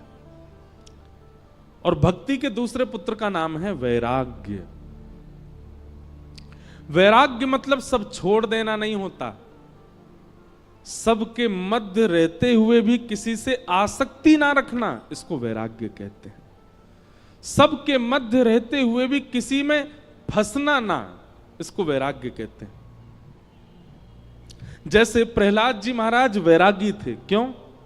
राक्षस कुल में रहते थे, राक्षस पिता, राक्षस चाचा, राक्षस ताऊजी, राक्षस भैया, राक्षस मौसी, राक्षस बुआ, सब राक्षस थे, लेकिन सबके मध्य में रहते हुए भी जो राक्षस करते हैं वो प्रहलाद जी ने नहीं किया, इसलिए वो वैरागी। कई बच्चे मेरे पास आते हैं, हम सुबह मिलने का एक समय रखते हैं, यहां भी होगा 11 से 12 पर, कल नहीं मिलेंगे हम, परसों से मिलेंगे। श्री लाल जी विराज रहे हैं, उनके दर्शन का भी समय है, तो जो लोग दूर से आते हैं वो 11 बजे ही आ जाओ। सब कहेंगे ले कल 1 बजे बुला रहे थे, अब यूं करेंगे 11 बजे आओ, तो हम पीछे ही रुके, वहां आओ 11 से 12 दर्शन करो लाल जी का, हम मिलेंगे, उसके बाद सीधे पंडाल में आके बैठ जाओ, 2 बजे से कथा होगी। सीधी बात हम यही कह रहे हैं, पूरे दिन कछु मत करो, बस ब्रज से आए हैं, ब्रजवासी आए हैं, इतने सब वैष्णव आए, पूरे दिन यहीं लगे रहो। कई लोग कहेंगे गद्दा भी लिया है, सो भी यहीं जाए करेंगे, जल की व्यवस्था करा दो, नहू यहीं लेंगे, हमको क्या, कर लो। तो 11 से 12 मिलेंगे, कल नहीं मिलेंगे, परसों से मिलेंगे। कल क्योंकि करवा चौथ है और हमारी नहीं है, ये मत सोचना कि हमें हमारी है इसलिए हम बोल रहे हैं। अभी तो भैया 2 भुज वाले ही हैं हम, चतुर्भुज हुए नहीं अभी। जो चतुर्भुज बैठे हैं यहां पर, कई तो चतुर्भुज लेके संगे ही बैठे हैं, कई 2 भुजा घर छोड़ के बैठे हैं। तो कल आप सब लोगों की बड़ी जो है विशिष्ट दिन है। अच्छा, एक बात मैंने देखी है, करवा चौथ का प्रसंग कहते ही सब हंसने लगते हैं, पता नहीं क्यों। जिनका ब्याह हो गया वो मुझे इशारा कर रहे हैं, बोले आपको भी पता चलेगा। पर ये बड़ा शुद्ध दिन है, क्या कैसा ममत्व होता है माताओं के चित्त में। फिर वो आती है अहोई अष्टमी, उस दिन माताएं अपने बच्चों के लिए व्रत करती हैं। हमको तो ऐसा लगता है कि अच्छा, एक बात आपने कभी गौर की, व्रत का नियम मां को ही क्यों है, कभी भाइयों को क्यों नहीं है? कभी विचार किया इस बात पर? हम बताएं, दान उसी से मांगा जाता है जिस पर धन बहुत हो। दान उसी से मांगा। अब जैसे कई बार कथा कहीं होती है तो कई कमेटी के लोग कराते हैं, तो वो बड़े बड़े धनवानों के यहाँ जाते हैं, बोले कथा हो रही है कुछ योगदान करिए। क्यों सामान्य के यहाँ क्यों नहीं जाते? उसका घर से ही पता चल रहा है भाई सामान्य है, इससे क्या मांगे हम, जो खुद का ही भरपाई कर ले। लेकिन जिसका दिखता हाँ घर गाड़ी सब बढ़िया संपन्न है, तो उससे कहते हैं भाई कथा हो रही है उसमें थोड़ा योगदान दो। ठीक वैसे ही माताओं को व्रत क्यों और अपने लिए नहीं कर रही हैं, वो कल का व्रत पति के लिए, अहोई अष्टमी का व्रत बेटा के लिए, बच्चों के लिए, बेटी के लिए, बहुत सारे व्रत होते हैं। और मां कभी अपने लिए व्रत करती ही नहीं है। सोमवार के व्रत किस लिए? बोले अच्छा पति मिल जाए इसलिए सोमवार के व्रत। मंगलवार के व्रत किस लिए? बोले मेरे पति बच्चे सब खुशी रहे, हनुमान जी आप प्रसन्न रखो। फिर और कौन से? बृहस्पतिवार का व्रत, बोले नारायण भगवान हमारे परिवार से प्रसन्न। अपने लिए नहीं करती हैं वो इतने व्रत क्यों करती हैं? और व्रतों के नियम सारे माताओं के लिए क्यों है? क्योंकि माताओं पे पुण्य इतना होता है कि उनके पुण्य पर पलते हैं उनके पति और बच्चे। माताओं का पुण्य ही फलता है बच्चों को, माताओं का पुण्य ही फलता है उसके पति को।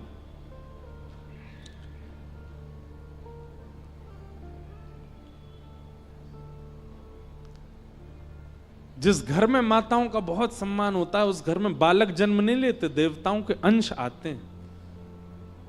यहां माताओं का बहुत सम्मान है, देवता ही जन्म लेते हैं। तो हमको कभी कभी ऐसा मन में भाव आता है, शास्त्रीय बात तो नहीं है पर मन में भाव आता है कि जब मां हमारे लिए इतना करती है, पत्नी हमारे लिए इतना करती है, हमको भी करना चाहिए। भाई लोगों को भी व्रत रखना चाहिए। दोनों संग ही जल पियो। पत्नी चंद्रमा देख के व्रत तोड़े, आप पत्नी को देख के व्रत तोड़ो। और यही करना चाहिए अहोई अष्टमी को बच्चों को। और बच्चे कब? जब थोड़े युवा हो गए हों, 18 वर्ष के हो गए हों, उनको भी कुछ नहीं खाना पीना चाहिए। अपनी मां के लिए व्रत करो, उनकी दीर्घायु के लिए व्रत करो। व्रत क्यों किए जाते हैं? हमारी आयु दो चीजों पर निर्भर होती है, अन्न और शब्द। इसलिए व्रत दो ही होते हैं, अन्न व्रत और मौन व्रत। ये व्रत दो क्यों होते हैं? हम जितना बोलते हैं उतनी आयु घटती है और जितना खाते हैं उतनी आयु घटती है। इसलिए माताएं एक दिन ना खा करके अपनी एक दिन की जो आयु बचती है वो अपने पति को दे देती हैं। एक दिन की आयु मिलती है पति को बस। ऐसे ही पतियों को भी चाहिए और बच्चों को भी चाहिए कि जब अहोई अष्टमी आए तो बच्चे व्रत करें अपनी मां के लिए और पति व्रत करें पत्नी के लिए।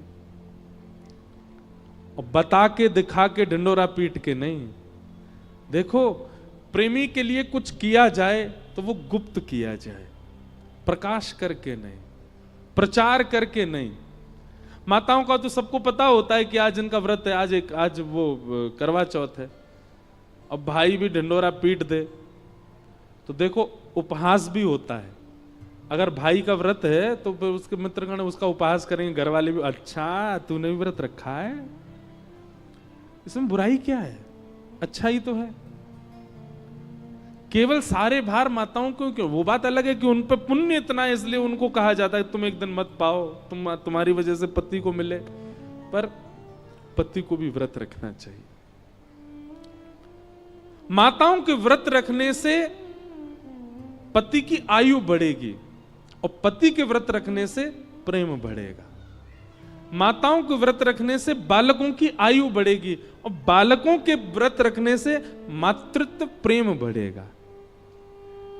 इसलिए शास्त्रीय बात तो नहीं, पर व्यासपीठ पर बैठ करके मन में उचंग आई है तो इसका मतलब है व्यासपीठ ही बुलवा रही है, रखना। और हां, जिनके ब्याह नहीं हुए हैं वो व्रत मत करना। कई लोगों के ब्याह नहीं हुए पर हां इच्छा तो है कि उससे हो जाए, बातचीत भी होती है, घर वालों को मनाने में लगे हैं वो भी गुपचुप रखते हैं व्रत। नहीं, विवाह के बाद ही करो।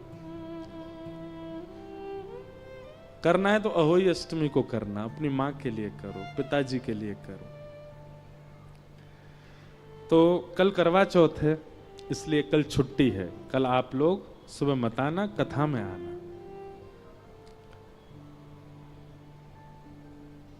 बाकी हम परसों से मिलेंगे 11 से 12। लाल जी के दर्शन भी होंगे और उसके बाद फिर यहाँ कथा होगी। तो थोड़ी देर में महात्म्य पूरा कर देते हैं। ज्ञान का मतलब समझ गए किसको कहते हैं? यह विवेक उत्पन्न हो जाना, क्या सही है क्या गलत है, मेरे लिए, मेरे अपनों के लिए, समाज के लिए, यह बुद्धि विवेक प्रकट होना। अच्छा एक बात बताएं, पता सबको होता है कि क्या सही है क्या गलत है, पर उस सही गलत पर अमल करना, सही है ये रास्ता फिर भी उसको नहीं अपना के गलत पर जाते हैं, यह भी गैर आध्यात्मिक व्यक्ति का लक्षण होता है। जो आध्यात्मिक नहीं होता ना, उसको पता है कि ये गलत रास्ता है, ये सही रास्ता है, वो फिर भी गलत पर चला जाता है। क्यों? आध्यात्मिकता ही, भगवान नाम ही, भगवत कथा ही हमको इतना बल देते हैं कि हम सही रास्ता देख के सही पर चलें। दुनिया में सबको पता होता है कि वो गलत क्या कर रहा है। ये बात भूल जाइए कि आपने अनजाने में किया ना।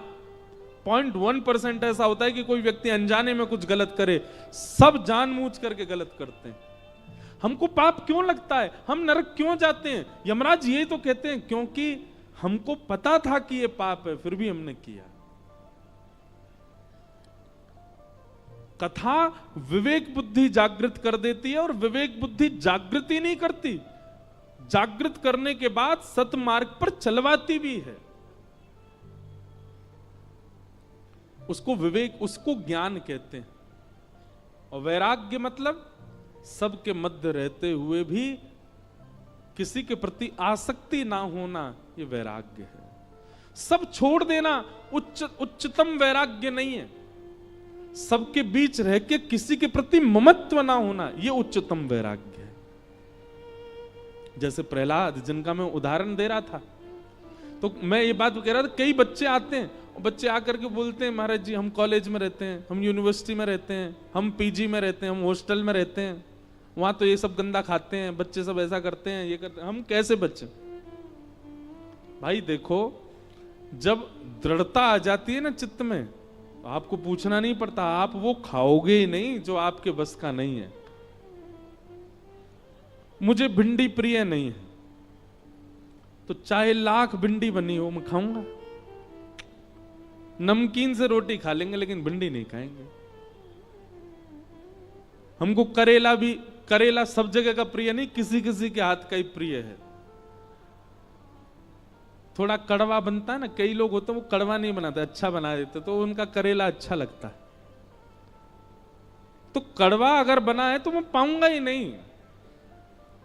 कभी कभी खीरा पाते हैं ना सलाद में, वो भी कड़वी होती है, तो कड़वा अगर खीरा आ गया तो आप छूते हैं उसको? नहीं छूते ना। तो फिर ये व्यसन और संसारी आकर्षण करने वाली जो वस्तु हैं, इनके प्रति हम इतनी सिंपैथी क्यों रखते हैं? कैसे बचे महाराज जी? सब तो करते हैं, हमको करना पड़ता है। फिर ऐसा नहीं, हर व्यक्ति के वश में होता है वस्तु का त्याग और वस्तु का स्वीकारीकरण।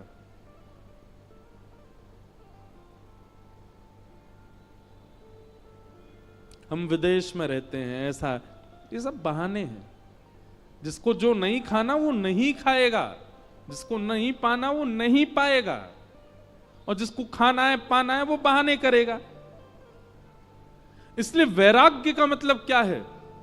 सब वस्तुओं के बीच में रहते हुए भी उनके प्रति आसक्ति ना होना, यही वैराग्य है। और ये दोनों कथा हमको, कथा ही निपुण करती है इन दोनों में।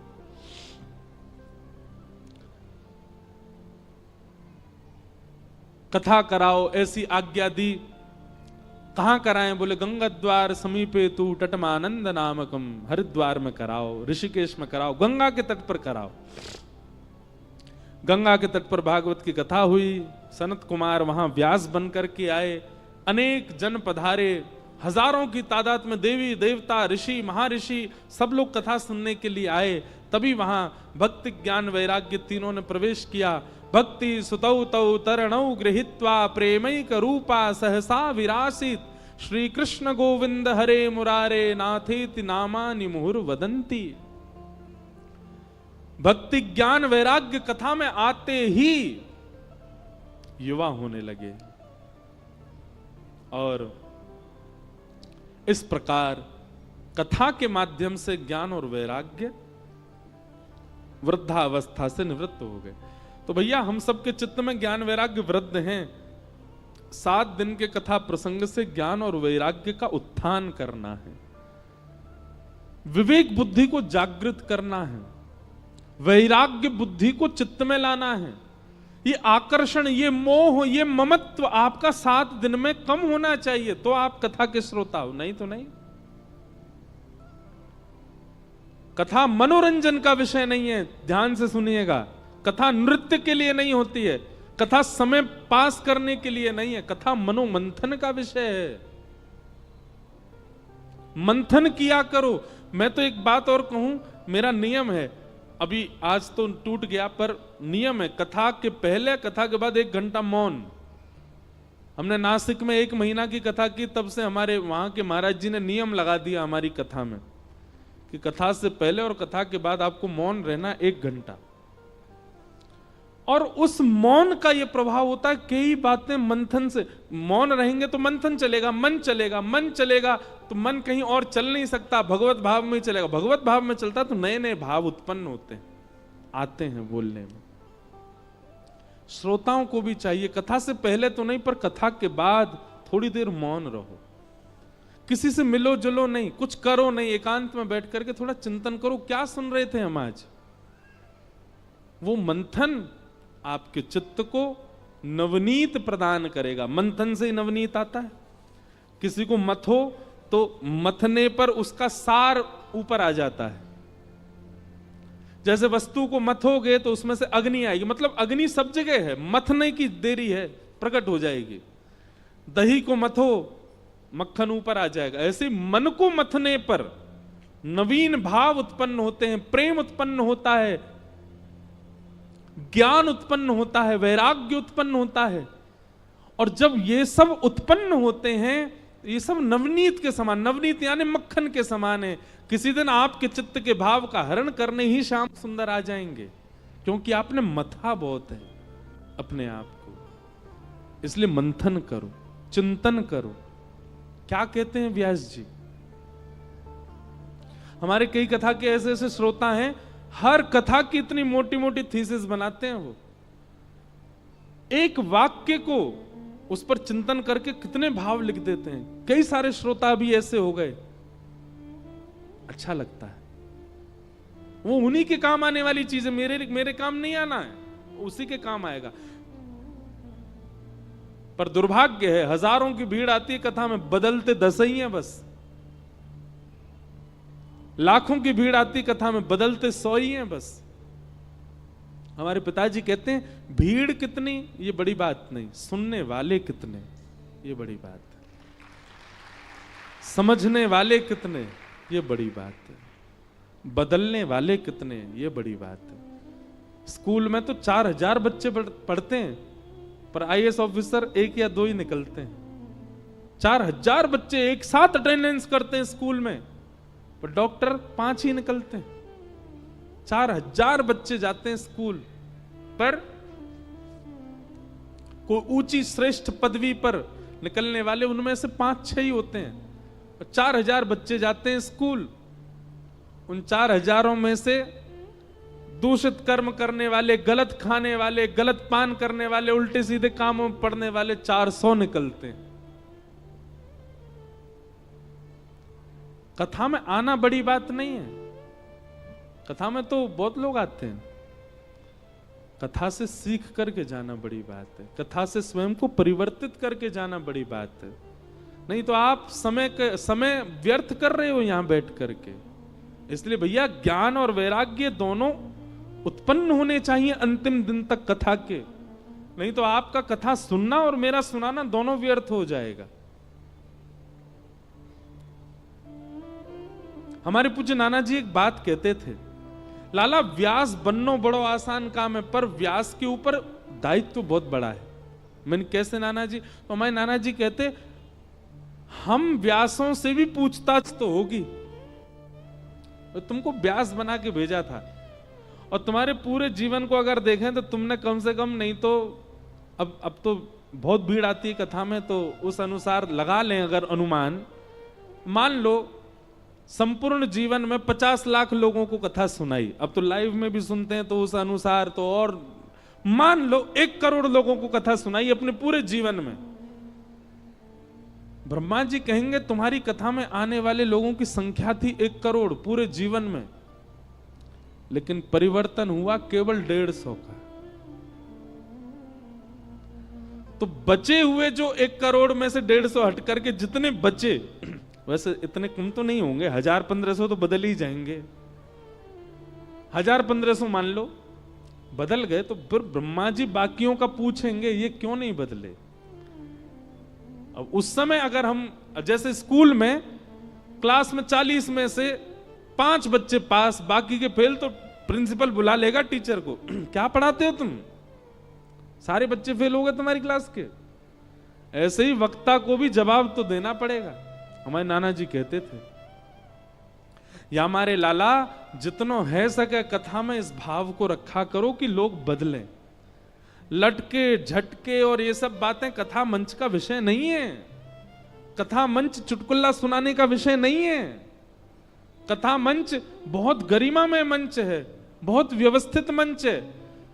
जितनी ज्यादा भीड़ उतनी चिंता होनी चाहिए व्यास को, वो पीछे बैठे वाले व्यक्ति को समझ आ रहा है कि नहीं, वो परिवर्तित होगा कि नहीं, इस चिंता में आकर के कथा सुनावे तो उसका कथा सुनाना सार्थक है, नहीं तो नहीं। ऐसी भाव।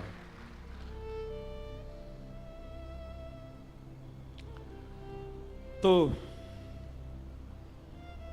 ज्ञान और वैराग्य ये मूल भाव है। भक्ति और ज्ञान और वैराग्य तीनों युवा हो गए। तत्पश्चात फिर धुंधुकारी की कथा सुनाई गई। क्यों? नारद जी ने प्रश्न किया था कि कथा सुनने से कौन कौन से पापी निवृत्त होते हैं। तब सब पापों का नाम लेते हुए अंत में कहा पितृमात्र दूषका सत्येन हीना पितृमात्र दूषका, जो सत्य विहीन है और माता पिता से द्वेष करता है ऐसा व्यक्ति भी कथा सुने तो कथा पवित्र करती है। ये बात सुनकर के नारद जी महाराज बोले ऐसा नहीं हो सकता। बोले वास्तविक है। बोले कैसे है? तब धुंधुकारी की कथा सुनाई, जो कि मरकर के प्रेत बना था और श्रीमद् भागवत जी की कृपा से प्रेत योनि से मुक्त होकर के भगवत धाम को प्राप्त हो गया। इस प्रकार भागवत जी का महात्म्य सुनाया गया। उन महात्मा को हम प्रणाम करते हैं और कल से प्रथम स्कंद से कथा प्रारंभ होगी। ठीक 2 बजे कथा प्रारंभ होगी। आप सब लोगों से विनम्र निवेदन 1 बजे तक आप अपना स्थान ग्रहण कर लीजिए। भागवत जी की आरती और आरती के बाद आज प्रथम दिवस का विश्राम होगा। आरती के बाद सूचना या अभी है कोई भाई? आप ही बोल दें। कोई सूचना है आप लोग श्रवण करो। आरती करके ही सब लोग यहां से प्रस्थान कीजिएगा। जय श्री कृष्ण, जय सिया राम, जय सिया राम, जय श्रीमन नारायण, जय श्रीमन नारायण, जय श्री राधे। जय 2 जय मिनट श्री राधे। हरि नाम संकीर्तन के बाद फिर कथा को विराम देंगे। हरि शरणम, हरि शरणम, हरि शरणम, हरि शरणम, हरि शरणम,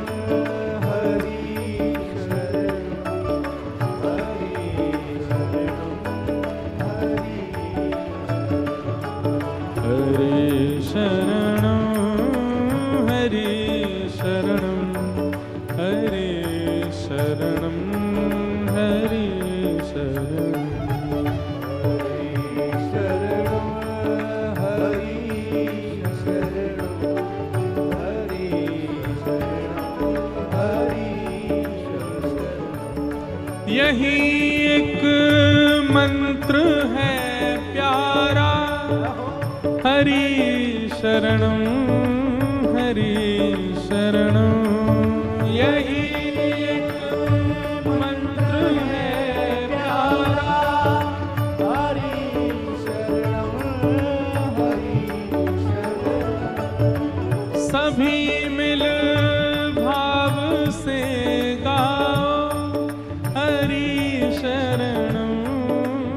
हरि शरणम सभी मेरे प्यार से गाओ हरि शरणम हरि शरणम हरि शरणम